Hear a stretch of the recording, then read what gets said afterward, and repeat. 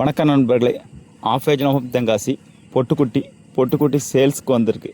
இது மொத்தம் பார்த்திங்கன்னா 22 கிடா குட்டி தான். ஆவரேஜ் வெயிட் பார்த்திங்கன்னா ஒரு 24 to 25 கிலோ வரும் வாய்ப்பு இருக்குது. கன்ஃபார்ம் 24 கன்ஃபார்ம், 25 கிலோ வர்றதுக்கு வாய்ப்பு இருக்குது. 7 மாதம் கிடா குட்டி. இது வர்ற பக்ரீத் வளர்ப்புக்கும் சரி, இல்லைன்னா தீபாவளி வளர்ப்புக்கும் சரி, நல்லா சரியான குட்டி.